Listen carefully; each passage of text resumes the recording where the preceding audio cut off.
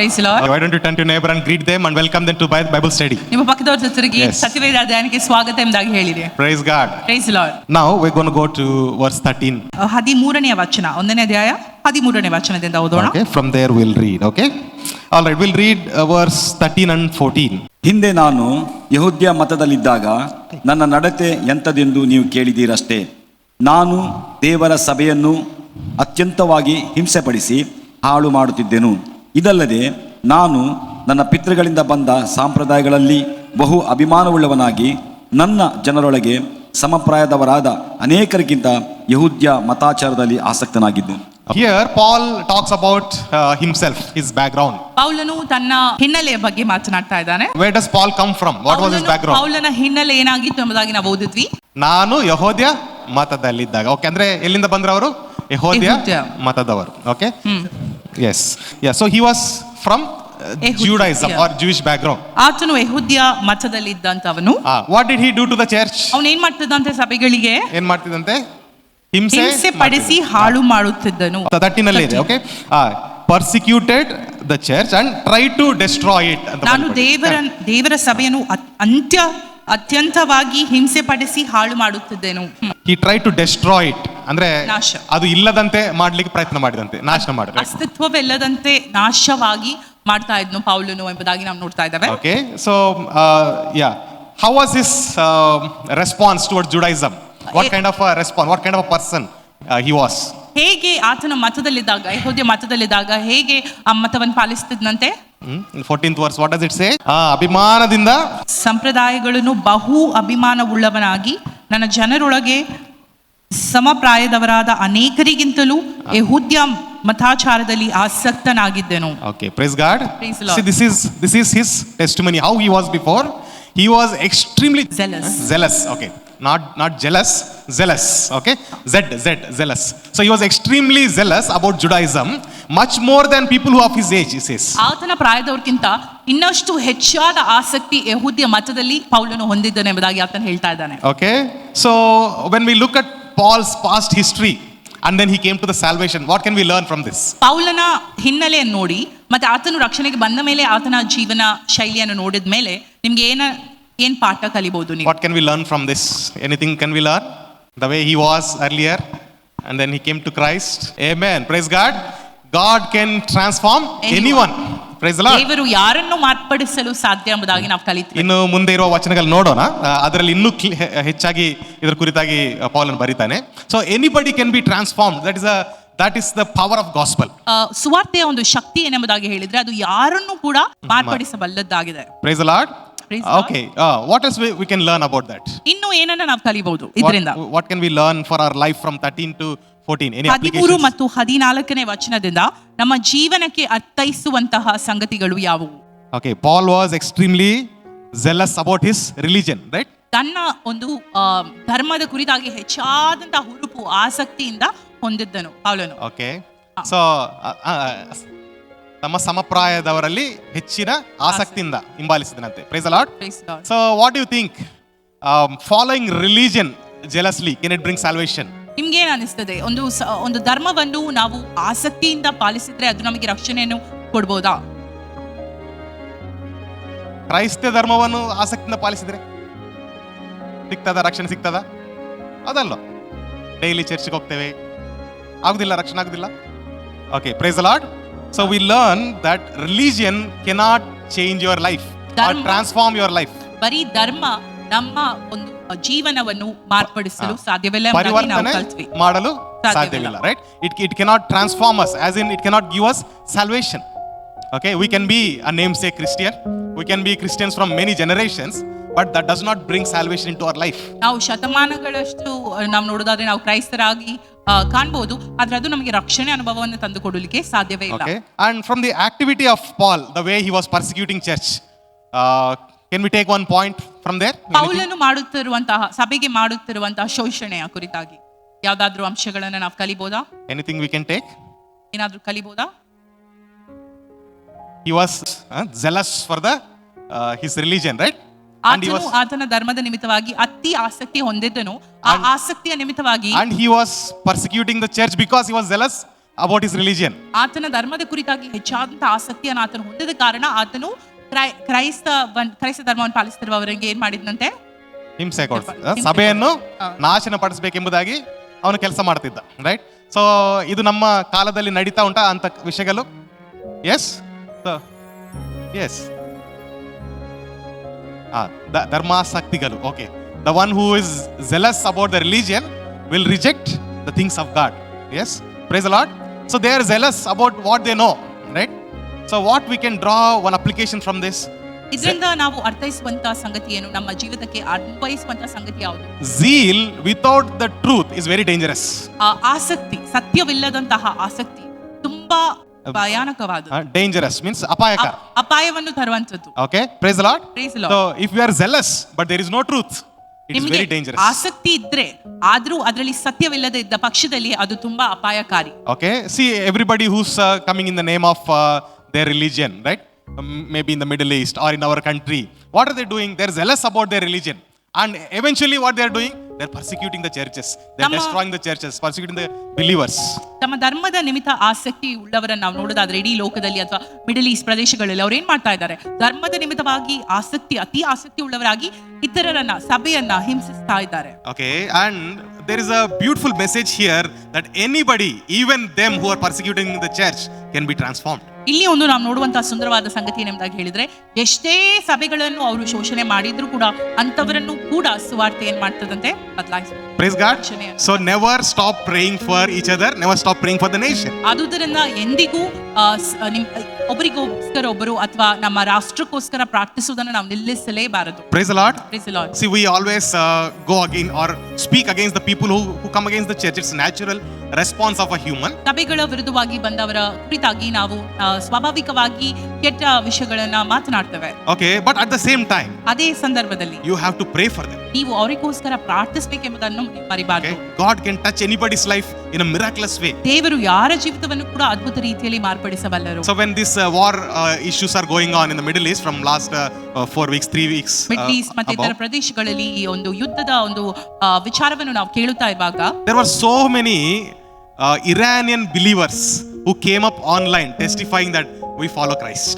ತುಂಬಾ ಇರಾನಿ ವಿಶ್ವಾಸಿಗಳಂತೆ, ಕ್ರಿಸ್ತನನ್ನು ಹಿಂಬಾಲಿಸುವ ವಿಶ್ವಾಸಿಗಳು ಎದುರು ಬಂದು ಪ್ರೆಸ್ ಮುಂದೆ ಹೇಳಿದ್ರಂತೆ, ನಾನು ಕ್ರಿಸ್ತನನ್ನು ಹಿಂಬಾಲಿಸುತ್ತೇನೆ ಎಂಬುದಾಗಿ. And most of them, they said that their encounter with Christ was not because somebody came and shared gospel, but through dreams, through visions. Somehow the gospel reached them. At least they came to know, oh, there is God whose name is Jesus Christ. ಅವರು ಹೇಗೆ ರಕ್ಷಣೆಯನ್ನು ಅನುಭವಿಸಿದ್ರಂತಾಗಿ ಹೇಳಿದ್ರೆ, ಇತರರು ಬಂದು ಅವರಿಗೆ ಸ್ವಾರ್ಥ ಸಾಧಲಿಲ್ಲ ಅಂತೆ. ಕನಸಿನ ಮೂಲಕ, ದರ್ಶನದ ಮೂಲಕ ಅವರಿಗೆ ಯೇಸು ತಾನೇ ಆ ಒಂದು ರಕ್ಷಣೆಯ ಮಾರ್ಗದಲ್ಲಿ ನಡೆಸಿದ ಆತನ ಎಂಬುದಾಗಿ. Praise the Lord. So we should never give up praying for even the people who are persecuting the church. ಆದುದರಿಂದ ನಾವು ಎಡೆಬಿಡದೆ ಯಾರು ಸಭೆಗಳಿಗೆ ಹಿಂಸಿಸ್ತಾರೆ ನೋಡಿ ಅವರಿಗೋಸ್ಕರ ಕೂಡ ಪ್ರಾರ್ಥಿಸತಕ್ಕದ್ದಾಗಿದೆ. Few years back when in the recent days when we came to Manipal, ಕೆಲವು ವರ್ಷಗಳ ಹಿಂದೆ ನಾವು ನೋಡಿದ್ರೆ ನಾವು ಮಣಿಪಾಲಿಗೆ ಬಂದ ಮೊದಲು ಸಾರಿ we met one student. ಒಂದು ಸ್ಟೂಡೆಂಟ್ ಅನ್ನ ನಾವು ಸಂಧಿಸಿದ್ವಿ. She is from another country. She came along with her friend and they joined us for dinner. I think it was our wedding anniversary. ಅವರು ನಮ್ಮ ವೆಡ್ಡಿಂಗ್ ಆನಿವರ್ಸರಿನ ಒಂದು ಕಾಮನ್ ಫ್ರೆಂಡ್ ಮೂಲಕ ನಮ್ಮ ಮನೆಗೆ ಬಂದರು. So there were 2 zealous believers who shared gospel to her. ಆ ಒಂದು ಕೂಟಕ್ಕೆ ಎರಡು ವಿಶ್ವಾಸಿಗಳು ಕೂಡ ಬಂದಿದ್ರು. ಅವರು ದೇವರ ಸುವಾರ್ತೆಯನ್ನು ಅವಳಿಗೆ ಹಂಚಿದ್ರು. Very passionately they shared their testimony, how God miraculously brought delivery and they protected their life. They all shared all that. They shared gospel with her. ಅವಳ ಜೊತೆ ದೇವರ ಸುವಾರ್ತೆಯನ್ನು ಹಂಚಿ ಹೇಗೆ ಅವರ ಜೀವಿತದಲ್ಲಿ ಕೂಡ ಬದಲಾವಣೆಯನ್ನು ದೇವರು ತಂದ್ರು ಎಂಬುದಾಗಿ ಅವರಿಗೆ ಹೇಳಿದ್ರು ಅನುರಾಗದಿಂದ. Then we prayed together. ಮತ್ತೆ ನಾವು ಜೊತೆಯಾಗಿ ಪ್ರಾರ್ಥಿಸಿದ್ವಿ. But before she left, she said that I don't believe Jesus. This is all fake stories. ಅವಳು ಮನೆಯಿಂದ ಹೋಗೋದಕ್ಕಿಂತ ಮುಂಚಿತವಾಗಿ ಅವಳು ಹೇಳಿದ್ರು, ಯೇಸು ಸ್ವಾಮಿ ನಾನು ನಂಬಲ್ಲ, ಇದೆಲ್ಲ ಸುಮ್ಮನೆ ಬೋಗಸ್ ಕಥೆಗಳು ಎಂಬುದಾಗಿ. It hurt us.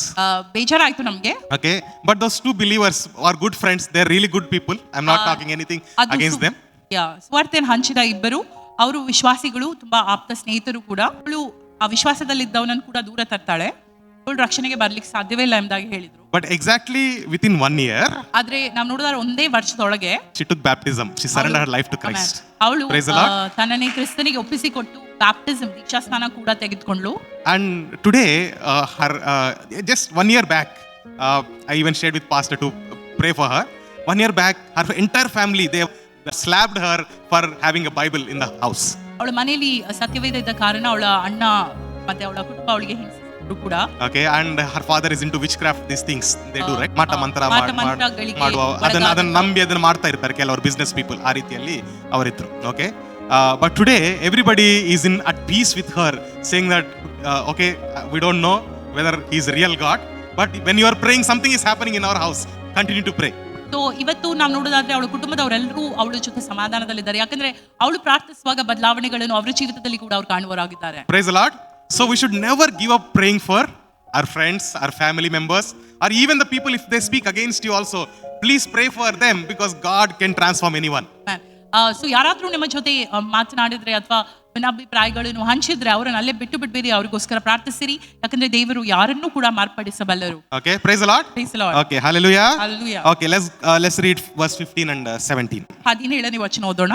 ಆದರೆ ನಾನು ತಾಯಿಯ ಗರ್ಭದಲ್ಲಿ ಇದ್ದಾಗಲೇ ನನ್ನನ್ನು ಪ್ರತ್ಯೇಕಿಸಿ ತನ್ನ ಕೃಪೆಯಿಂದ ಕರೆದ ದೇವರು ತನ್ನ ಮಗನನ್ನು ನಾನು ಅನ್ಯ ಜನರಲ್ಲಿ ಪ್ರಸಿದ್ಧಿಪಡಿಸುವನಾಗಬೇಕೆಂದು ಆತನನ್ನು ನನ್ನೊಳಗೆ ಪ್ರಕಟಿಸುವುದಕ್ಕೆ ಇಚ್ಛಿಸಿದಾಗಲೇ ನಾನು ಮನುಷ್ಯರ ಆಲೋಚನೆಯನ್ನು ವಿಚಾರಿಸದೆ ಯೆರೂಸಲೇಮಿಗೆ ನನಗಿಂತ ಮುಂಚೆ ಅಪೋಸ್ತಲಾಗಿದ್ದವರ ಬಳಿಗೂ ಹೋಗದೆ ಅರಬ ಸ್ಥಾನಕ್ಕೆ ಹೋಗಿ ತಿರುಗಿ ದಮಸ್ಕಕ್ಕೆ ಬಂದೆನು. Praise the Lord. Hallelujah. Okay, Hallelujah. very beautiful scriptures here. ಇಲ್ಲಿ ಸುಂದರವಾದಂತಹ ವಚನ ಭಾಗವನ್ನು ನಾವು Okay, ನೋಡಬಹುದು. let's ask some observation questions. ಕೆಲವು ವೀಕ್ಷಣೆಯ ಪ್ರಶ್ನೆಗಳನ್ನು ಕೇಳೋಣ. Okay, who is the reason for Paul's salvation? ಪೌಲನ ಸುವಾರ್ತೆಯ ರಕ್ಷಣೆಗೆ ಯಾರು ಕಾರಣ? ಯಾರ ಕಾರಣ? ದೇವರೇ. ದೇವರೇ. Praise the Lord. See, in the 15th verse he's saying, 15ನೇ ವಚನದಲ್ಲಿ ಆತನು ಹೇಳ್ತಾ ಇದ್ದಾನೆ ನೋಡಿ, but when God who set me apart from my mother's womb. ಆದರೆ ನಾನು ತಾಯಿಯ ಗರ್ಭದಲ್ಲಿದ್ದಾಗಲೇ ನನ್ನನ್ನು ಪ್ರತ್ಯೇಕಿಸಿದನು. Okay, and called me by his grace. ತನ್ನ ಕೃಪೆಯಿಂದ ನನ್ನನ್ನು ಕರೆದನು. Hallelujah. Hallelujah. Just think for a moment. ಸ್ವಲ್ಪ ಆಲೋಚಿಸಿರಿ, Who is this person? ಇವನು ಯಾರು? The person who was persecuting the church. ಸಭೆಗೆ ಹಿಂಸಿಸಿದಂತಹ ಒಬ್ಬ ವ್ಯಕ್ತಿ. He witnessed the death of Stephen, right? When Stephen was stoned to death, he was the witness for it. ಸ್ಟೆಫನ ಮರಣಕ್ಕೆ ಒಬ್ಬ ಮೂಲ ಸಾಕ್ಷಿ ಈತನಾಗಿದ್ದನು. ಆತನು ಸಾಯುವಾಗ ತನ್ನ ಕಣ್ಣಿಂದಲೇ ಇವನು ನೋಡಿದ ಆತನಾಗಿದ್ದನು. So he zealously followed his religion. ಆತನು ತನ್ನ ಧರ್ಮವನ್ನು ಅತಿ ಆಸಕ್ತಿಯಿಂದ ಹಿಂಬಾಲಿಸಿದನು. He is saying that I was chosen by God in my mother's womb. Amen. ಆತನು ಹೇಳ್ತಾ ಇದ್ದಾನೆ, ನಾನು ನನ್ನ ತಾಯಿಯ ಗರ್ಭದಲ್ಲಿದ್ದಾಗಲೇ ನಾನು ಪ್ರತ್ಯೇಕಿಸಲ್ಪಟ್ಟಿದ್ದೇನೆ ಎಂಬುದಾಗಿ. Hallelujah. Hallelujah. By his grace he has called me, he says. ತನ್ನ ಕೃಪೆಯ ನಿಮಿತ್ತವಾಗಿ ನನ್ನನ್ನು ದೇವರು ಕರೆದನು ಎಂಬುದಾಗಿ ಹೇಳ್ತಾ ಇದ್ದಾನೆ. Praise God. Praise the Lord. Among us, I mean in the world, there are so many people who hate believers, who hate Christians. ವಿಶ್ವಾಸಿಗಳನ್ನು ತಿರಸ್ಕರಿಸುವವರು, ಅವರ ವಿರುದ್ಧವಾಗಿರುವವರು ಅನೇಕರು ಈ ಲೋಕದಲ್ಲಿದ್ದಾರೆ. We don't know whom God has kept for the revival. Praise God. Amen. ಯಾರನ್ನು ದೇವರು ಆ ಒಂದು ಜೀವನಕ್ಕೆ ನಿಯುಕ್ತ ಮಾಡಿದ್ದಾರೆ ಎಂಬುದಾಗಿ ನಮಗೆ ಗೊತ್ತಿಲ್ಲ. Okay, but we are chosen in the mother's womb. ಆದ್ರೆ ನಾವು ಆತನ ಗರ್ಭದಲ್ಲಿಯೇ ಪ್ರತ್ಯೇಕಿಸಲ್ಪಟ್ಟಿದ್ದೇವೆ ಎಂಬುದಾಗಿ ನಾವು We are called ತಿಳಿಯಬೇಕಾಗಿದೆ. by his grace alone. ಆತನ ಕೃಪೆಯ ನಿಮಿತ್ತವಾಗಿಯೇ ನಾವು ಕರೆಯಲ್ಪಟ್ಟವರು. Praise the Lord. Amen. Okay, so what does this reveal about God's plan in our life? ಇದು ದೇವರ ಉದ್ದೇಶ ನಮ್ಮ ಜೀವಿತದಲ್ಲಿ ಇರುವುದನ್ನ ಹೇಗೆ ಪ್ರಕಟಿಸ್ತಾ ಇದೆ? What does it reveal about God's plan in our life? ದೇವರು ನಮ್ಮ ಜೀವಿತದಲ್ಲಿ ಇಟ್ಟ ಉದ್ದೇಶವನ್ನು ಇದು ಹೇಗೆ ಪ್ರಕಟಿಸ್ತಾ ಇದೆ? What does it reveal? ಏನ್ ಹೇಳ್ತಾ ಇದೆ? How did we become believers or Christians? ನಾವು ಹೇಗೆ ವಿಶ್ವಾಸಿಗಳಾಗಿದ್ದೇವೆ? Because God has chosen us in the mother's womb itself. Amen. Praise the Lord. ಆತನು ದೇವರು ನಮ್ಮನ್ನು ತಾಯಿಯ ಗರ್ಭದಿಂದಲೇ ಆರಿಸಿದ ಆತನಾಗಿದ್ದಾನೆ ಎಂಬುದಾಗಿ ನಾವು ತಿಳಿದಿದ್ದೇವೆ. Who quoted these words in the Old Testament? ಹಳೆ ಒಡಂಬಡಿಕೆಯಲ್ಲಿ ಇದನ್ನು ಯಾರು ಹೇಳಿದ್ದಾರೆ? ದೇವರು ದೇವರು ಯಾರ ಕುರಿತಾಗಿ ಹೇಳಿದ್ರು? ಎರ್ಮಿಯಾ ಕುರಿತಾಗಿ. ಎರ್ಮಿಯಾ Right? So ಕುರಿತಾಗಿ. about Jeremiah, God himself said, I have chosen you when you are in the mother's womb. ಎರೆಮಿಯನ ಕುರಿತಾಗಿ ದೇವರು ತಾನೇ ಈ ಸಾಕ್ಷಿಯನ್ನು ಕೂಡ ಹೇಳಿದ ಆತನಾಗಿದ್ದಾನೆ. Okay, here Paul is also testifying, I am chosen in my mother's womb. ಪೌಲನು ಇಲ್ಲಿ ಹೇಳ್ತಾ ಇದ್ದಾನೆ, ನಾನು ನನ್ನ ತಾಯಿಯ ಗರ್ಭದಲ್ಲಿದ್ದಾಗಲೂ ಕೂಡ ಆರಿಸಲ್ಪಟ್ಟಿದ್ದೇನೆ. David also says in his Psalms, amen, praise God, beautifully created in the mother's womb, he explains, right? Okay, so even in Ephesians chapter 1, in first 13 verses, he explains very beautifully how we are chosen before the foundations of the world. Amen. ಎಫೆಸರಿಗೆ ಬರೆದ ಪತ್ರಿಕೆ ಮೊದಲನೇ ಅಧ್ಯಾಯ ಮೊದಲನ 16 ವಚನಗಳಲ್ಲಿ ನಾವು ನೋಡ್ತಾ ಇದ್ದೇವೆ ಎಷ್ಟು ಸುಂದರವಾಗಿ ನಾವು ಈ ಜಗದೋತ್ಪತ್ತಿಗೆ ಮುಂಚಿತವಾಗಿಯೇ ಆರಿಸಲ್ಪಟ್ಟಿದ್ದೇವೆ ಎಂಬುದಾಗಿ. Okay, so this is not only for Paul or only for Jeremiah or only for David. ಇದು ಪೌಲನಿಗೆ, ಎರೆಮಿಯನಿಗೆ, ದಾವೀದನಿಗೆ ಮಾತ್ರವಲ್ಲ. Today if you are in Christ, the meaning is that you are chosen before the foundations of the ಇವತ್ತು world. ನೀವು ಕ್ರಿಸ್ತನಲ್ಲಿದ್ದರೆ ನೀವು ಈ ಲೋಕದ ಅಸ್ತಿವಾರ ಹಾಕುತ್ತಿನ ಮುಂಚಿತವಾಗಿಯೇ ನೀವು ಆರಿಸಲ್ಪಟ್ಟಿದ್ದೀರಿ ಎಂಬುದಾಗಿ ಅರ್ಥ. Amen. Praise Praise God. the Lord. Okay. So what does it reveal about God's plan? God had plan even before we were formed. Praise ದೇವರ the Lord. ಉದ್ದೇಶವೇನನ್ನ ಸೂಚಿಸುತ್ತದೆ ಈ ವಚನದಲ್ಲಿ ನಾವು ನೋಡೋದಾದ್ರೆ ನಮ್ಮ ಒಂದು ಜನನಕ್ಕಿಂತ ಮುಂಚಿತವಾಗಿ ನಾವು ತಾಯಿಯ ಗರ್ಭದಲ್ಲಿ ಇರುವಾಗಲೇ ಆತನು ನಮ್ಮನ್ನು ಪ್ರತ್ಯೇಕಪಡಿಸಿದ್ದಾನೆ ಎಂಬುದಾಗಿ. Okay. One more last question from ಇನ್ನೊಂದು verse ಪ್ರಶ್ನೆ 17, verse 16 and 17. 16 ಮತ್ತು 17ನೇ What was ವಚನದಿಂದ Paul's immediate response when he met Christ and his eyes were opened, right? After that, what was his immediate response? ಪೌಲನಿಗೆ ಕ್ರಿಸ್ತನ ಒಂದು ಸ್ಪರ್ಶವಾದಾಗ ಅಥವಾ ಆತನ ಅದನ್ನು ಅಂಗೀಕರಿಸಿದಾಗ ಕ್ರಿಸ್ತನನ್ನು ಆತನ ಮೊದಲನೆಯ ಒಂದು ರಿಯಾಕ್ಷನ್ ಏನಾಗಿತ್ತು? What did he do? ಮನುಷ್ಯರನ್ನು ವಿಚಾರಿಸಲಿಲ್ಲ, ಅಪೊಸ್ತಲರನ್ನು ವಿಚಾರಿಸಲಿಲ್ಲ. ಏನ್ ಮಾಡಿದಾನಂತೆ? ಅರೇಬಿಯಾಕ್ಕೆ ಹೋಗಿದಂತೆ. ಓಕೆ, ಸೊ ಮತ್ತೆ ಇನ್ನು ಮುಂದೆ ಓದಾದ್ರೆ ಸೆಕೆಂಡ್ ಚಾಪ್ಟರ್ ಅಲ್ಲೂ ಕೂಡ ಎಕ್ಸ್ಪ್ಲೈನ್ ಮಾಡ್ತಾನೆ. ದೇವರಿಂದ ನಾನು ತಿಳ್ಕೊಂಡೆ ಇದು gospel of grace ಅಂತ ಹೇಳ್ತಾನೆ, right? So in the second chapter we see that he explains very more clearly that he learned the gospel of grace from God himself. Okay, so what was he doing in Arabia? He was preparing himself, right? ಆತನು Arabia ಪ್ರಾಂತ್ಯದಲ್ಲಿ ಏನ್ ಮಾಡ್ತಾ ಇದ್ದನು? ತನ್ನನ್ನೇ ತಾನೇ ಸಿದ್ಧಪಡಿಸ್ತಾ ಇದ್ದನು. Praise the Lord. Praise the Lord. So what applications can we draw from these three verses 15, 16 and 17? 15, 16 ಮತ್ತು 17ನೇ ವಚನದಿಂದ ನಾವು ಏನನ್ನು ಕಲಿಯಬಹುದಾಗಿದೆ? What can we learn from this? Can we say that God has purpose for every believer? ಎಲ್ಲ ವಿಶ್ವಾಸಿಗಳಿಗೆ ದೇವರ ಒಂದು ಉದ್ದೇಶವಿದೆ. God has chosen me, okay, you in the mother's womb itself. Praise God. Hallelujah. Can you turn to neighbor and tell them you are chosen in your mother's womb by God? Amen. He called you by his grace. He called you by his grace. ನಿಮ್ಮನ್ನ ಆತನು ತನ್ನ ಕೃಪೆಯ ನಿಮಿತ್ತವಾಗಿ ಆರಿಸಿದ್ದಾನೆ. Hallelujah. Okay, one more application. Can anybody share? ಇನ್ನೊಂದು ಅನ್ವಯಿಸುವಿಕೆ ಯಾರಾದ್ರೂ ಹಂಚ್ಬೋದಾ? ವೈಯಕ್ತಿಕವಾಗಿ, right, personally. So ದೇವರು ನಾವು ದೇವರನ್ನ ಕಂಡುಕೊಂಡಾಗ ಮೊದಲನೇ ಸಾರಿಗೆ ದೇವರ ಅನೇಕ ಸ್ವಾರ್ಥ ಕುರಿತಾಗಿ ರಕ್ಷಣೆಯನ್ನು ಅನುಭವ ಆದ್ಮೇಲೆ ಅನೇಕ ದೇವರ ಸ್ವಾರ್ಥಕರನ್ನ ಕೇಳ್ತೇವೆ ದೇವರ ವಾಕ್ಯ. ಆದ್ರೆ ನಾವು ವೈಯಕ್ತಿಕವಾಗಿ ಆತನನ್ನ ಕಂಡುಕೊಳ್ಳುವುದು ತುಂಬಾ ಅವಶ್ಯವಾಗಿದೆ. ಆತನ ಜೊತೆ ಸಮಯ ಕಳಿಬೇಕು, ಕ್ವೈಟ್ ಟೈಮ್ ಎಂಬುದಾಗಿ. Praise God. So it's a beautiful application that we can draw, we can apply in our life every day, right? ನಮ್ಮ ಜೀವಿತದಲ್ಲಿ ಅಳವಡಿಸಬೇಕಾದಂತಹ ಒಂದು ಉತ್ತಮವಾದಂತಹ ಅನ್ವಯಿಸುವಿಕೆ ಇದಾಗಿದೆ. So we listen to the teachings, we listen to the sermons, but it's very important that you spend time with the Lord personally. Amen. Okay, in anything else? ಇನ್ನೇನಾದರೂ ಅನ್ವಯಿಸುವಿಕೆಯ ವಿಚಾರಗಳಿವೆಯಾ? He went to Arabia, he went to Damascus, right? He was spending time with the Lord. What does it say? ಆತನು ಅರೇಬಿಯಾಕ್ಕೆ ಹೋದನು, ದಮಸ್ಕಕ್ಕೆ ಹೋದನು, ಸಮಯವನ್ನು ಕಳೀತಾ ಇದ್ದನು ಪ್ರತ್ಯೇಕವಾಗಿ ದೇವರ ಜೊತೆ. ಇನ್ನು ಮುಂದೆ ಹೋದಾದ್ರೆ 3 ವರ್ಷ ಅಂತ ಹೇಳ್ತಾನೆ. Okay, so 3 years what was he doing? 3 ವರ್ಷ ಆತನು ತಿರುಗಿದನು ದಮಸ್ಕ. What was he doing?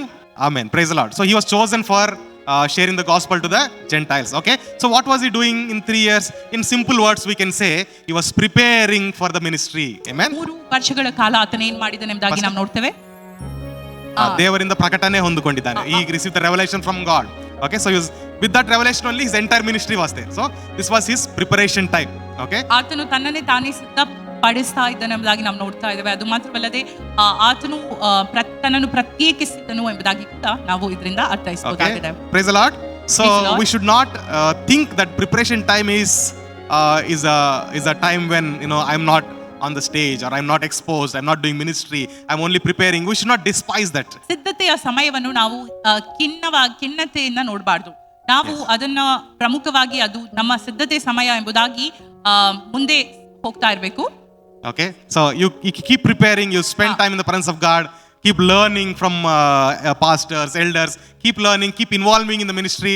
There will be a time that God would take you to a different level, but preparation time is very very important in everybody's life. ಸಿದ್ಧತೆಯ ಸಮಯ ನಮ್ಮೆಲ್ಲರ ಜೀವಿತದಲ್ಲಿ ಅತಿ ಪ್ರಮುಖವಾಗಿದೆ. ನೀವು ಅದನ್ನ ಹಗುರವಾಗಿ ತೆಗೆದುಕೊಳ್ಬಾರ್ದು, ಯಾಕಂದ್ರೆ ಅದೇ ಸಮಯದಲ್ಲಿ ದೇವರು ಉನ್ನತ ಸ್ಥಿತಿಗೆ ನಿಮ್ಮನ್ನು ಕೊಂಡೋಗಲು ಪ್ರಾರಂಭಿಸ್ತಾನೆ. Okay, so if you see the life of John the Baptist, ಸ್ನಾನಿಕನಾದ ಯೋಹಾನನ ಜೀವನವನ್ನು ನಾವು ನೋಡಿದಾದ್ರೆ ಕೂಡ right from the beginning of his age everybody knew he came to prepare the way for the Lord, right? ಆತನು ಹುಟ್ಟಕ್ಕಿಂತ ಮುಂಚಿತವಾಗಿ ಎಲ್ಲರಿಗೂ ಗೊತ್ತು ಆತನು ದೇವ ಕುಮಾರನು ಬರುವ ಮಾರ್ಗವನ್ನು ಸರಾಗ ಮಾಡಲು ಅಂತವನೆಂದಾಗಿ. His birth itself was miraculous. ಆತನ ಒಂದು ಜನನವೇ ಅದು ಅತಿ miraculous, ಅದ್ಭುತವಾಗಿತ್ತು. So 700 years before his birth, Isaiah prophet writes that there is a voice in the wilderness making the way for the Lord, right? ಅರಣ್ಯದಲ್ಲಿ ಒಂದು ಧ್ವನಿ ಇದೆ, ಬರ್ತಾ ಇದೆ, ಸಿದ್ಧ ಮಾಡಿರಿ ನಿಮ್ಮ ಮಾರ್ಗ ಎಂಬುದಾಗಿ ಹೇಳುವ ಶಬ್ದವು ಕೇಳ್ತಾ ಇದೆ ಎಂಬುದಾಗಿ ಯೆಶಾಯನ ಪ್ರವಾದನೆ ಪುಸ್ತಕದಲ್ಲಿ ಕೂಡ ಬರೆದಿದೆ. ಎಲ್ಲರಿಗೂ 700 ಗೊತ್ತು. 7 ವರ್ಷಗಳ ಹಿಂದೆ Praise the Lord. So even then immediately he did not step into ministry, if you observe. ಆದರೂ ನಾವು ನೋಡೋದಾದ್ರೆ ತಕ್ಷಣನೇ ಆತನು ಸೇವೆಗೆ ಕಾಲಿಡಲಿಲ್ಲ. ಎಂತ ಮಾಡಿದ್ರು ಅವರು? He was in the wilderness, right? ಆತನ ಅರಣ್ಯದಲ್ಲಿ ಸಮಯ ಕಳೆದನು. He was preparing himself, he was spending time with God. ದೇವರ ಜೊತೆ ಸಮಯವನ್ನು ಕಳೆದನು ಎಂಬುದಾಗಿ ನಾವು ನೋಡ್ತೇವೆ. ಸ್ಥಾನಿಕನಾದ ಯೋಹಾನ. He was even eating the grasshoppers, it says, right? Locust ಮಿಡ್ತೆಗಲನು. Yes. Yes. ಬಿಡದಿಗಳನ್ನು ಜೇನುತುಪ್ಪ. So what was he doing there? He was preparing himself, right? ಆತನ ಏನ್ ಮಾಡ್ತಾ ಇದ್ದನು? ತನ್ನನ್ನು ತಾನೇ ಅಲ್ಲಿ ಸಿದ್ಧ ಮಾಡ್ತಾ ಇದ್ದ. And when he came to, at the right time he came and he said, time has come, everybody repent, and he gave baptisms of repentance to the people. ಸರಿಯಾದ ಸಮಯಕ್ಕೆ ಆತನು ಬಂದು ಅಲ್ಲಿ ಜನರಿಗೆ ಹೇಳಿದ್ನು, ಈಗ ಸಮಯವಾಗಿದೆ, ನೀವೆಲ್ಲರೂ ಪಶ್ಚಾತ್ತಾಪ ಪಡಿರಿ, ಮತ್ತೆ ಅವರಿಗೆ ಶಿಕ್ಷಾ ಸ್ನಾನವನ್ನು ಕೊಡ್ತಾ ಹೋದನು. Okay, suddenly everybody started to follow him, right? ಮತ್ತು ಎಲ್ಲರೂ ಆತನನ್ನು ಹಿಂಬಾಲಿಸಲಿಕ್ಕೆ ಶುರು ಮಾಡಿದ್ರನ್ನ ನಾವು ನೋಡ್ತೇವೆ. And in the right time we see Jesus coming. ಅದೇ ಸಮಯದಲ್ಲಿ ಯೇಸು ಸ್ವಾಮಿ ಬರುವುದನ್ನ ನಾವು ನೋಡ್ತೇವೆ. Okay, and he says, let him increase, I decrease. ಆತನ ಹೆಚ್ಚಲ್ಪಡಲಿ, ನಾನು ತಗ್ಗಿಸಿಕೊಳ್ತೇನೆ ಎಂಬುದಾಗಿ ಕೂಡ ಆತನು ಹೇಳುವುದನ್ನ He says that I cannot even touch his chappal, slipper, sandals, right? Sandals, that's what he says. ಆತನು ಹೇಳ್ತಾ ಇದ್ದಾನೆ, ಆತನ ಪಾದರಕ್ಷೆಗಳನ್ನು ಕೂಡ ಮುಟ್ಟಲು ನಾನು ಯೋಗ್ಯನಲ್ಲ ಎಂಬುದಾಗಿ. Okay, but God has called him to baptize Jesus Christ. ಆದ್ರೆ ದೇವರು ಆತನನ್ನು ಯಾವುದಕ್ಕೆ ಕರೆದಿದ್ರಂತೆ? ಯೇಸು ಸ್ವಾಮಿಗೆ ಸ್ನಾನವನ್ನು ಕೊಡಲು. Praise the Lord. Praise So the that's why we never neglect preparation time. ಆದುದರಿಂದ ಸಿದ್ಧತೆಯ ಸಮಯವನ್ನು ನಾವೆಂದಿಗೂ ತಿರಸ್ಕರಿಸಬಾರದು. Praise God. Hallelujah. Praise Lord. All right, let's go to next last few verses, 18 to 24. 18ರಿಂದ 24ನೇ ವಚನವನ್ನು ಓದೋಣ. 3 ವರ್ಷಗಳಾದ ಮೇಲೆ ಕೇಫನ ಪರಿಸ್ಥಿತಿಯನ್ನು ಮಾಡಿಕೊಳ್ಳಬೇಕೆಂದು ಯೆರೂಸಲೇಮಿಗೆ ಹೋಗಿ ಅವನ ಬಳಿಯಲ್ಲಿ 15 ದಿವಸ ಇದ್ದೆನು. ಕರ್ತನ ತಮ್ಮನಾದ ಯಾಕೋಬನಲ್ಲದೆ ಅಪೊಸ್ತಲರಲ್ಲಿ ಬೇರೆ ಯಾರನ್ನೂ ಕಾಣಲಿಲ್ಲ. ನಾನು ನಿಮಗೆ ಬರೆಯುವ ಸಂಗತಿಗಳು ಸುಳ್ಳಲ್ಲವೆಂಬುದಕ್ಕೆ ಇಗೋ ದೇವರೇ ಸಾಕ್ಷಿ. ಆಮೇಲೆ ಸಿರಿಯಾ ಮತ್ತು ಕಿಲಿಕ್ಯ ಪ್ರಾಂತಗಳಿಗೆ ಹೋದೆನು. ಆದರೆ ಕ್ರಿಸ್ತನಲ್ಲಿರುವ ಯೂದಾಯದ ಸಭೆಗಳಿಗೆ ನನ್ನ ಗುರುತಿರಲಿಲ್ಲ. ಪೂರ್ವದಲ್ಲಿ ನಮ್ಮನ್ನು ಹಿಂಸೆಪಡಿಸಿದವನು ತಾನು ಹಾಳು ಮಾಡುತ್ತಿದ್ದ ಮತವನ್ನು ಈಗ ಪ್ರಸಿದ್ಧಿಪಡಿಸುತ್ತಾನೆಂಬ ಸುದ್ದಿಯನ್ನು ಮಾತ್ರ ಅವರು ಕೇಳಿ ನನ್ನ ದೆಸೆಯಿಂದ ದೇವರನ್ನು ಕೊಂಡಾಡಿದರು. Amen. Praise the Lord. Praise the Lord. Hallelujah. So these beautiful scripture portions say a few more details about his journey. ಪೌಲನ ಪ್ರವಾಸದ ಕುರಿತಾಗಿ ಇನ್ನಷ್ಟು ಹೆಚ್ಚಾದ ವಿಷಯಗಳನ್ನು ಇಲ್ಲಿ ನಾವು ನೋಡ್ತೇವೆ. So in the previous verse we read, he went to Arabia, then he went to Damascus, right? ಹಿಂದಿನ ವಚನದಲ್ಲಿ ನಾವು ನೋಡೋದಾದ್ರೆ ಅರೇಬಿಯಾ ಪ್ರಾಂತ ಮತ್ತು ದಮಸ್ಕಸ್ಗೆ ಆತನು ಹೋಗ್ತಾನೆ ಎಂಬುದಾಗಿ ನಾವು ನೋಡಿದ್ವಿ. After how long he went to Jerusalem? After 3 years. 3 ವರ್ಷ ಅಲ್ಲಿದ್ದ ಮೇಲೆ ಆತನು ಯೆರೂಸಲೇಮಿಗೆ ತನ್ನ ಪ್ರಯಾಣವನ್ನು ಬೆಳೆಸ್ತಾನೆ. Okay, and he met only 2 people there. 2 ಅಲ್ಲಿ apostles. ಆತನು ಇಬ್ಬರನ್ನು ಮಾತ್ರ ಸಂಧಿಸ್ತಾನಂತೆ. ಇಬ್ಬರು ಅಪೊಸ್ತಲರಲ್ಲಿ ಮಾತ್ರ. ಯಾರವರು? ಯಾಕೋಬ ಮತ್ತೆ ಕೇಫಸ್ ಅಂದ್ರೆ ಪೇತ್ರನ್. ಪೇತ್ರನ್, right? So he met Peter and James, only those 2 apostles. ಪೇತ್ರ ಮತ್ತು ಯಾಕೋಬನನ್ನು ಮಾತ್ರ ಆತನು ಸಂಧಿಸ್ತಾನೆ ಅಲ್ಲಿ ಎಂಬುದಾಗಿ He says he shared everything that he learned from the Lord. ತಾನು ದೇವರಿಂದ ಕಲಿತದೆಲ್ಲವನ್ನು, ಕರ್ತನ ನಿಮಿತ್ತವಾಗಿ ಕಲಿತದೆಲ್ಲವನ್ನು ಅವರ ಜೊತೆ ಹಂಚಿದನು ಎಂಬುದಾಗಿ ಬರೆಯಲ್ಪಟ್ಟಿದೆ. Okay, and he also says that I am writing the truth and God is only my witness. ದೇವರೇ ನಾನು ಬರೆಯುವುದೆಲ್ಲದಕ್ಕೆ ಸಾಕ್ಷಿಯಾಗಿದ್ದಾನೆ ಎಂಬುದಾಗಿ ಕೂಡ ಪೌಲನು ಬರೀತಾನೆ. Okay, I am not writing a lie, he says. ನಾನು ಸುಳ್ಳನ್ನ ಬರೆಯುತ್ತಾ ಇಲ್ಲ ಎಂಬುದಾಗಿ ಆತನು ಹೇಳ್ತಾ ಇದ್ದಾನೆ. Okay, so and then he writes about the church, right? What did church think about Paul in those days? ಪೌಲನ ಕುರಿತಾಗಿ ಸಭೆ ಏನು ಆಲೋಚಿಸ್ತಾ ಇತ್ತಂತೆ ಆಗಿನ ಸಮಯದಲ್ಲಿ? What was Paul's testimony among the churches? ಸಭೆಯಲ್ಲಿ ಆತನಿಗಿದ್ದ ಸಾಕ್ಷಿ ಏನಾಗಿತ್ತು? ಸಭೆಯನ್ನು ಹಿಂಸೆ ಪಡಿಸಿದವನು ಏನಾಗಿದ್ದಾನಂತೆ ಈಗ? ಪೂರ್ವದಲ್ಲಿ ನಮ್ಮನ್ನು ಹಿಂಸೆ ಪಡಿಸಿದವನು ತಾನು ಹಾಳು ಮಾಡುತ್ತಿದ್ದ ಮತವನ್ನು ಈಗ ಪ್ರಸಿದ್ಧಿ ಪಡಿಸುತ್ತಿದ್ದಾನೆ. Praise the Lord. So same religion which he was destroying, now he is upholding the same faith. Amen. Praise God. The same faith he is preaching. ಅದೇ ನಂಬಿಕೆಯನ್ನು ಮೊದಲು ಯಾವುದನ್ನ ಆತನು ಹಿಂಸೆ ಪಡಿಸುತ್ತಾ ಇದ್ದಾನೋ ಅದೇ ನಂಬಿಕೆಯನ್ನು ಈಗ ಆತನು ಪ್ರಸಿದ್ಧಿ ಪಡಿಸ್ತಾ ಇದ್ದಾನೆ ಎಂಬುದಾಗಿ ಬರೆದಿದೆ. And the closing verse says they all praise God because of me. ಅವನ ನಿಮಿತ್ತವಾಗಿ ಎಲ್ಲರೂ ದೇವರನ್ನ ಕೊಂಡಾಡಿದ್ರಂತ ಬರೆದಿದೆ. Hallelujah. Praise God. So can we draw some applications from this scriptures from 18 to 24? 18ರಿಂದ 24ನೇ ವಚನದಿಂದ ನಾವು ಅನ್ವಯಿಸುವಂತಹ ಸಂಗತಿಗಳು ಯಾವುವು? What can we learn from Paul's testimony? ಪೌಲನ ಸಾಕ್ಷಿಯಿಂದ ನಾವೇನನ್ನು ಕಲಿಬಹುದು? What can we learn from Paul's testimony? ದೇವರಿಗೆ ಮಹಿಮೆ. Amen. Praise the Lord. Yes. If the persecutor turns towards God, the testimony is powerful, right? And it brings glory to God. Amen. ದೇವರ ಜನರನ್ನ ಹಿಂಸಿಸುವವರು ಅವರು ದೇವರ ಕಡೆಗೆ ತಿರುಗುವಾಗ ಅದು ಸಾಕ್ಷಿ ತುಂಬಾ ಬಲವಾಗಿ ಉಳ್ಳದಾಗ್ತದೆ. I want you to notice something.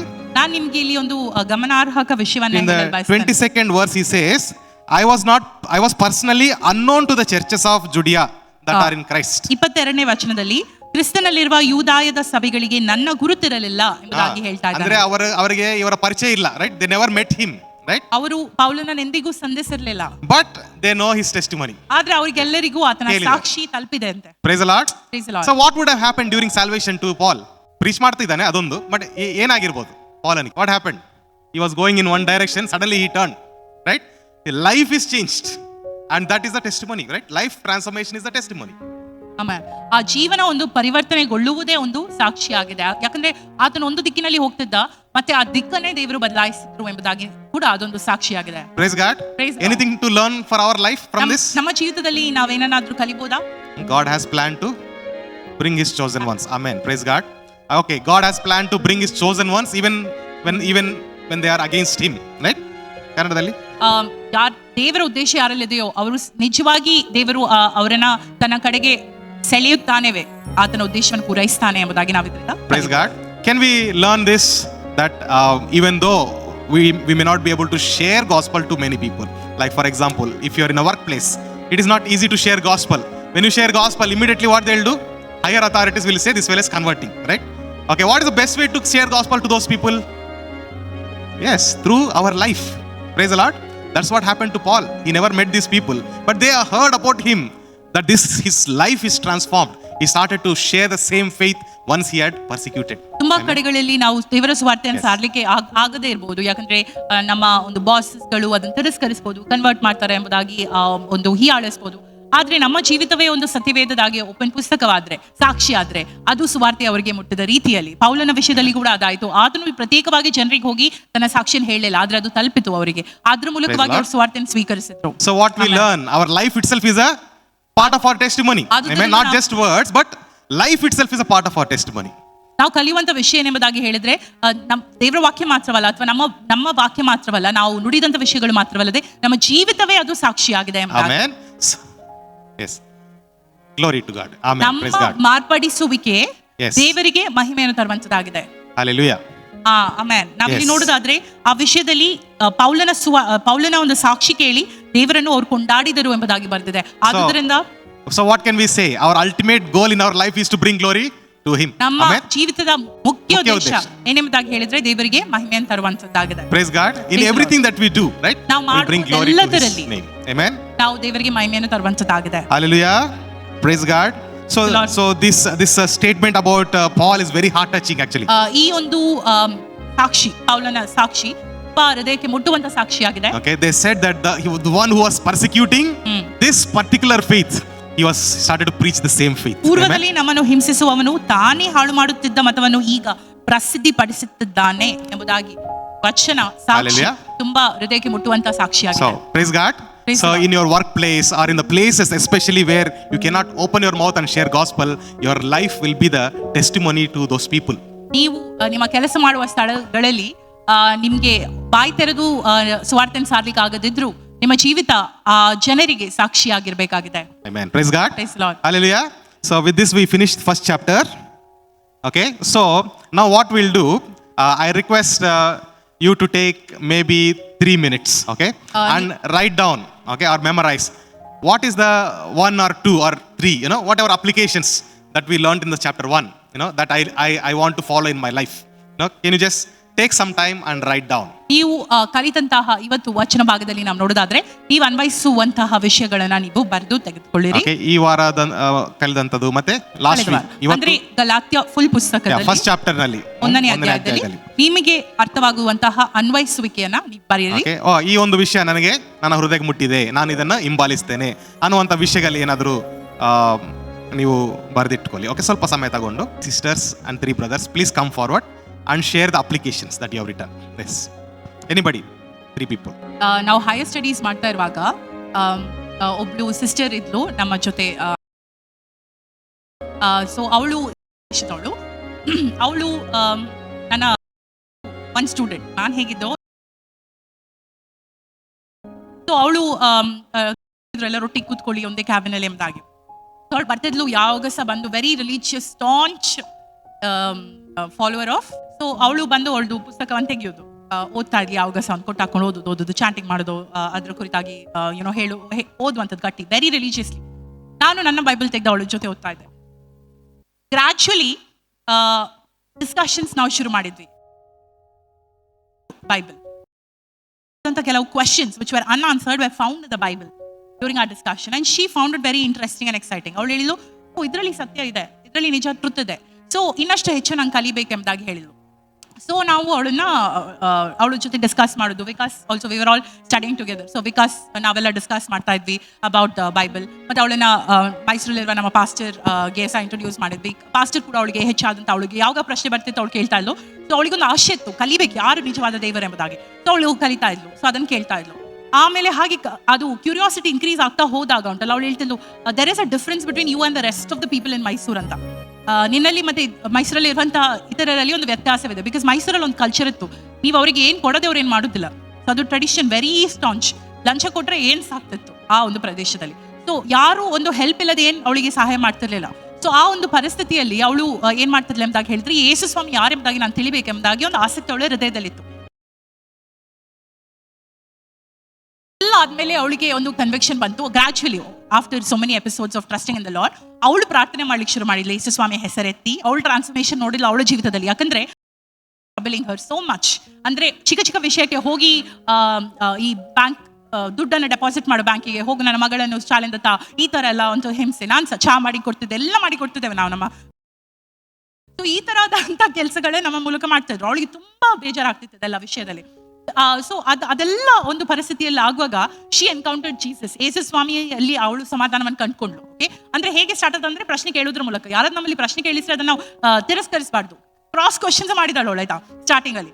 So ಅದನ್ನ ನಾವು we took it to the high level, so the pastors and the learned philosophers. ಆಮೇಲೆ one fine day she said, I want to take the commitment of receiving the Lord fully. 2 ಬೋಟಲ್ಲಿ ನಾನು sale ಮಾಡಲು ಇಷ್ಟಪಡುವುದಿಲ್ಲ, ಯೇಸು ಸ್ವಾಮಿನ ನಾನು ಸ್ವೀಕರಿಸ್ತೇನೆ ಎಂಬುದಾಗಿ ಅವಳು baptism ತೆಗೆದುಕೊಂಡು. ಇಡೀ ಕುಟುಂಬಕ್ಕೆ ಅವಳಿಗೆ ಗೊತ್ತಾಯ್ತು, ಇಡೀ ಕುಟುಂಬದವ್ರಿಗೆ ಗೊತ್ತಾಯ್ತು ಇಟ್ಕೊಂಡು ಹೋಗ್ಲಿಕ್ಕಿಲ್ಲ. They used to reject. ಅಲ್ಲಿ ನಿಮ್ಮ ಏರ್ಪೋರ್ಟ್ ಅಲ್ಲಿ ಅವ್ರು ನೋಡಿದ್ರುಂಟಲ್ಲ, ಅದನ್ನು ಇಮಿಡಿಯೇಟ್ಲಿ ನಿಮ್ಮ ಜೈಲಿಗೆ ಹಾಕ್ತಿದ್ರು. ಅದು ಮಾತ್ರವಲ್ಲದೆ ಆ ಸಂದರ್ಭದಲ್ಲಿ ಹೇಗಿತ್ತು ಎಂಬುದಾಗಿ ಹೇಳಿದ್ರೆ, ಸ್ಮಗಲ್ ಮಾಡ್ತಾ ಇದ್ರು ಬೈಬಲ್ ಅನ್ನು. ಸೊ ಅವಳ ಫ್ರೆಂಡ್ ಅವಳಿಗೆ ಬೈಬಲ್ ಇರಾನ್ಗೆ ತಗೊಂಡು ಹೋಗ್ಬೇಕಾಗಿದ್ರೆ ಸಪೋರ್ಟ್ ಮಾಡ್ತಿದ್ರು. ಓಕೆ, ಸೊ ಅಂತ ಒಂದು ಭೀಕರವಾದ ಪರಿಸ್ಥಿತಿಯಲ್ಲಿ ಕೂಡ she took the Bible with her. ಯೇಸು ಸ್ವಾಮಿನ ಸ್ವೀಕರಿಸಿದ್ಲು, ಬ್ಯಾಪ್ಟಿಸಮ್ ತೆಗೆದ್ಲು. ಕುಟುಂಬದವರಿಗೆಲ್ಲ ಅವ್ರು ಹೇಳಿದ್ರು, ನೀನು ಫಾಲೋ ಮಾಡ್ತಾರೆ ಮಾಡು, ನಾವು ನಮ್ಮ ಧರ್ಮವನ್ನು ಬಿಟ್ಟು ಬರೋದಿಲ್ಲ ಅಂದಾಗ. ಅವಳ ಅಕ್ಕ ಕೂಡ ಬ್ಯಾಂಗ್ಳೂರಲ್ಲಿದ್ಲು, ಅವಳು ಕೂಡ no I am not gone to follow ಅಂತ. ಟು ದಿಸ್ ಡೇ ಆಲ್ಸೋ ಅವಳು ಎಷ್ಟು ಸ್ಟ್ರಾಂಗ್ ಆದ ಟೆಸ್ಟಿಮನಿ ಆಗಿ ನಿಂತಿದ್ದಾಳೆ ಎಂದಾಗ ಹೇಳಿದ್ರೆ, ಎಷ್ಟೇ ಕಷ್ಟ ಬಂದ್ರು ಪರಿಸ್ಥಿತಿಯಲ್ಲಿ, ಅವಳ ಪರಿಸ್ಥಿತಿಯಲ್ಲಿ ಕೂಡ ಯೇಸು ಸ್ವಾಮಿ ಯಾವಾಗಲೂ ಅವಳ ಜೊತೆ ಇದ್ದಾರೆ, ಯಾವಾಗಲೂ ನಡೆಸ್ತಾರೆ ಎಂಬುದಾಗಿ ಹೇಳಿ ಅವಳು ತನ್ನ ಸಾಕ್ಷಿಯನ್ನು ಕೊಡ್ತಾ ಇದ್ದಾಳೆ. ಇವತ್ತು ಕೂಡ ನಾನು ಕೇಳಿದ್ರೆ ನಿನ್ನ ಅಮ್ಮ ಹೇಗಿದ್ದಾರೆ ಎಂಬುದಾಗಿ ಹೇಳುವಾಗ, ಯೇಸು ಸ್ವಾಮಿ ಅವ್ರನ್ನ ನೋಡ್ಕೊಳ್ತಾರೆ, ನನಗೆ ಯಾವ ಕನೆಕ್ಷನ್ ಇಲ್ಲ, ನನ್ನ ತಾಯಿ ಬರೇ, ಆದ್ರೆ ಯೇಸು ಸ್ವಾಮಿ ನೋಡ್ಕೊಳ್ತಾರೆ ಎಂಬ ಒಂದು ನಂಬಿಕೆಯಲ್ಲಿ ಅವಳು ಬಲದಲ್ಲಿ ನಿಂತಿದ್ದಾಳೆ. ಅವಳೀಗ ಕೆಲಸ ಮಾಡ್ತಾ ಇದ್ದಾಳೆ, ಇಂಡಿವಿಜುವಲಿ ಫಾಲೋವಿಂಗ್ ಜೀಸಸ್. ಚರ್ಚಿಗೆ ಹೋಗ್ತಾ ಇದ್ದಾಳೆ. ಆ ಚರ್ಚಿಗೆ ಹೋಗೋದನ್ನ ಸಹ ಕಲಿಸಿದ್ರು, ಯಾಕಂದ್ರೆ ಅವರ ಪಾಸ್ಪೋರ್ಟ್ ಕೇಳ್ತಾ ಇದ್ರು. From 2 years they were entering. Passport ನಿಮಗೆ ಪ್ರವೇಶವಿಲ್ಲ ಆ ಚರ್ಚ್ ಝೋನಿಗೆ. ಆದ್ರೂ ಆನ್ಲೈನ್ ವೀಕ್ಷಣೆ ಮಾಡಿ ನಮ್ಮ ಎಲ್ಲಾ ಚಾನೆಲ್ಸ್ಗಳನ್ನ ನೋಡಿ ಅವಳು ದೇವರ ವಾಕ್ಯ ಸ್ವಾರ್ಥೆಯನ್ನು ಕೇಳ್ಕೊಂಡು ಹೆಚ್ಚಿನ ಹೊಂದುತ್ತಾ ಇದ್ದಾಳೆ. ಸೊ ಆ ತರದಾದಂತಹ ಒಂದು ಪ್ಯಾಷನ್ ಟ್ರಾನ್ಸ್ಫಾರ್ಮ್ ಆಗ್ಬೇಕಿದ್ರೆ ಅವಳು ಕ್ವೆಶನ್ ಕೇಳ್ತಿದ್ದಂತ ಹುಡುಗಿ. ಇನ್ಫ್ಯಾಕ್ಟ್ ಅವಳು ರಕ್ಷಣೆ ಹೊಂದಿದಾಗ ನನ್ನ ಇತರರಿಗೆ ಹೇಳ್ತಾ ಇದ್ರು, ಅವಳ ಹತ್ರ ಹೋಗ್ಬೇಡ, ಅವಳು ಕನ್ವರ್ಟ್ ಮಾಡ್ತಾಳೆ ಎಂಬುದಾಗಿ. ಆ ಪರಿಸ್ಥಿತಿಯಲ್ಲಿ ಕೂಡ ಅವಳು ದೇವರ ಒಂದು ಸ್ವಾರ್ಥೆಯನ್ನ ಭದ್ರವಾಗಿ ಇಟ್ಕೊಂಡು ಈಗ ಕೂಡ ಒಂದು ಸಾಕ್ಷಿಯಾಗಿ ನಿಂತಿದ್ದಾಳೆ ಎಂಬುದಾಗಿ ನಾವು ಹೇಳ್ಬೋದಾಗಿದೆ. Praise the Lord. Glory to Jesus. Glory to God for such testimonies. Praise God. Hallelujah. ಮೊದಲನೇದಾಗಿ ನಾನು ತಿಳಿದುಕೊಂಡ ಪ್ರಕಾರ, ಅಂದರೆ ಸಾರಲ್ಪಟ್ಟ ಸುವಾರ್ತೆಯಲ್ಲಿ ನಾನು ತೆಗೆದುಕೊಂಡ ಇದು ಅಂತ ಹೇಳಿದರೆ, ಪಾಯಿಂಟ್ಸ್ ಹೇಳಿದರೆ, ಸುವಾರ್ತೆಯು ಕ್ರಿಸ್ತನಿಂದಲೇ ಕೊಡಲ್ಪಟ್ಟಿದೆ. ಮತ್ತು ನಾವು ವಿರೋಧಿಗಳಿಗಾಗಿ ಬಿಡದೆ ಪ್ರಾರ್ಥಿಸಬೇಕು ಎಂಬುದಾಗಿ. ನಾವು ಕ್ರಿಸ್ತ ವಿರೋಧಿಗಳನ್ನು ಅವರಷ್ಟಕ್ಕೆ ಅವರು ವಿರೋಧಿಸ್ತಾರೆ ಎಂಬುದಾಗಿ ಹೇಳಿದರು, ಅದು ಕಂಡರೂ ನಾವು ಅವರಿಗಾಗಿ ನಾವು ಪ್ರಾರ್ಥಿಸುವುದನ್ನು ಬಿಡಬಾರದು ಎಂಬುದಾಗಿ ಪೌಲನು ಈ ಗಲಾತ್ಯ ಸಭೆಯಲ್ಲಿ ಬರೆದಿದ್ದಾನೆ.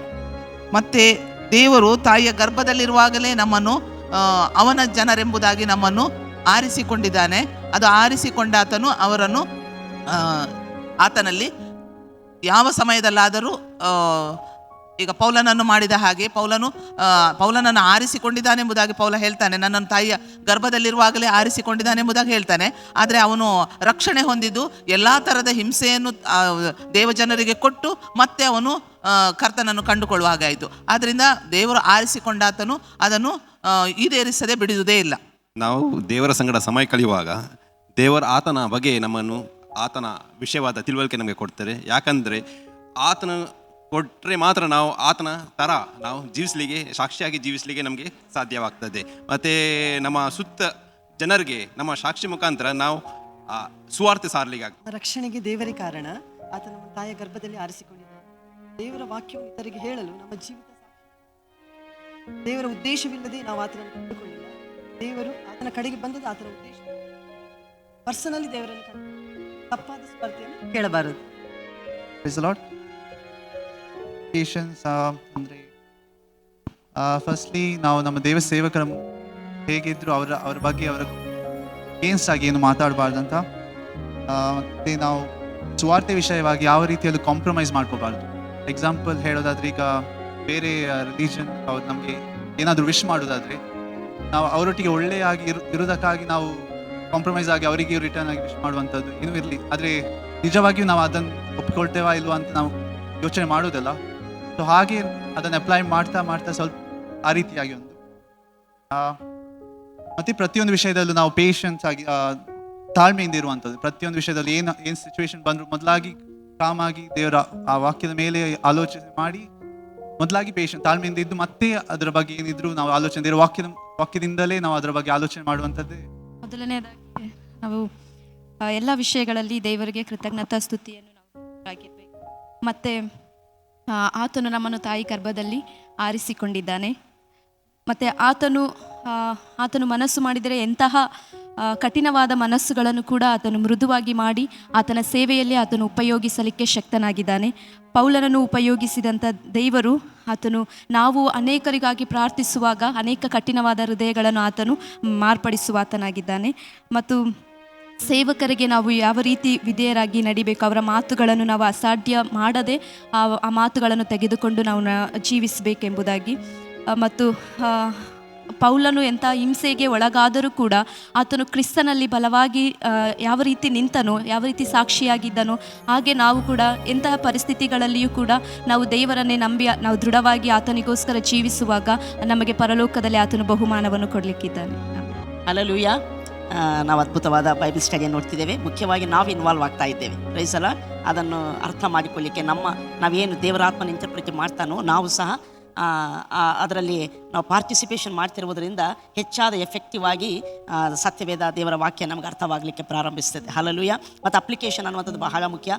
ಅದನ್ನು ನಮ್ಮ ಜೀವಿತಕ್ಕೆ ಪ್ರತಿ ಭಾಗದಿಂದ ನಾನು ಇದನ್ನು ಮಾಡಬೇಕು, ನಾನು ಹೀಗೆ ಆಗಬೇಕು, ಪವಿತ್ರಾತ್ಮ ನನ್ನಲ್ಲಿ ಕಾರ್ಯ ಮಾಡಬೇಕು ಎಂಬುದಾಗಿ ನಾವು ನಮ್ಮ ಜೀವಿತಕ್ಕೆ ಅನ್ವಯಿಸಿಕೊಳ್ಳುವುದರಿಂದ ಮತ್ತು ಖಂಡಿತವಾಗಿ ಅದು ನಮ್ಮ ಜೀವಿತಕ್ಕೆ ಫಲಭರಿತವಾಗಿ ಪರಿಣಮಿಸುವಂಥದ್ದಾಗಿರ್ತದೆ. ಪ್ರೈಸಲ್ಲ, ಈ ರೀತಿಯಾದಂಥ ಬೈಬಲ್ ಸ್ಟಡಿ ಸುಮ್ಮನೆ ಲೆಕ್ಚರ್ ಕೊಡ್ತಾ ಇರುವಂಥದ್ದು ಒಂದು ರೀತಿ ಪರಿಣಾಮ ಬೀರ್ತೈತೆ, ಬಟ್ ಅದು ಸ್ವಲ್ಪ ಈ ರೀತಿ ನಾವೇ ಇನ್ವಾಲ್ವ್ ಆಗ್ತಾ ಇದೇನು ಹೇಳ್ತೈತೆ ಎಂಬುದನ್ನು ನಾವೇ ಅಬ್ಸರ್ವ್ ಮಾಡುವಂಥದ್ದು, ಅಪ್ಲೈ ಮಾಡಿಕೊಳ್ಳುವಂಥದ್ದು, ಇದು ತುಂಬ ಪರಿಣಾಮಕಾರಿಯಾಗಿರುವಂಥದ್ದಾಗಿರ್ತದೆ. ಹಲ್ಲೆಲೂಯಾ.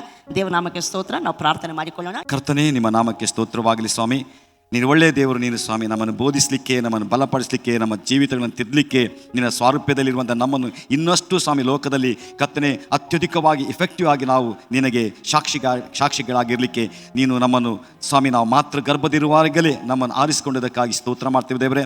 ಈ ನಿನ್ನ ಉದ್ದೇಶವು ಕರ್ತನೆ ನಮ್ಮ ಜೀವನದಲ್ಲಿ ವಿಶೇಷವಾಗಿ ಸುವಾರ್ತೆ ಸಾರುವಂಥದ್ದು, ಕ್ರಿಸ್ತನನ್ನು ಲೋಕಕ್ಕೆ ಪ್ರಕಟ ಮಾಡುವಂಥ ಸಂಗತಿ ನಮ್ಮ ಜೀವಿತದ ಮೂಲಕ ಅದು ನೆರವೇರಿಸಲ್ಪಡಲೆಂಬುದಾಗಿ ನಾವು ನಿಮಗೆ ಸಮರ್ಪಣೆ ಮಾಡ್ತೇವೆ ದೇವರೇ. ಸ್ವಾಮಿ, ಹೇಗೆ ಪೌಲನನ್ನು ಕರ್ತನೆ ನೀನು ಸ್ವಾಮಿ ಸೌಲನನ್ನು ಪೌಲನಾಗಿ ಮಾರ್ಪಡಿಸ ದೇವರೇ. ಸ್ವಾಮಿ, ನಾವು ಅನೇಕ ಸೌಲನಂತ ಇರುವಂಥ ವ್ಯಕ್ತಿಗಳನ್ನು ಪೌಲನಾಗಿ ಕ್ರಿಸ್ತನ ಕಡೆ ನಡೆಸುವಂಥ ಸಾಧನವಾಗಿ ದೇವರೇ ನಮ್ಮನ್ನು ನಡೆಸಿ ಎಂಬುದನ್ನು ಪ್ರಾರ್ಥಿಸ್ತೇನೆ. ಇವತ್ತು ವಾಕ್ಯ ಸಾರಿದಂಥ ನಿಮ್ಮ ಸೇವಕರಿಗಾಗಿ ಸ್ತೋತ್ರ.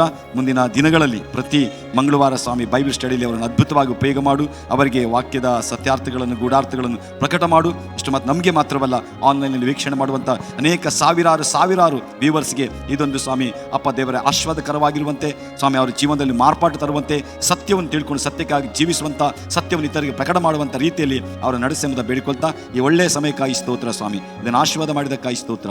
ಯೇಸು ಕ್ರಿಸ್ತನ ನಾಮದಲ್ಲಿ ಬೇಡಿದ್ದೇವೆ ತಂದೆ. ಆಮೇನ್, ಆಮೇನ್, ಆಮೇನ್.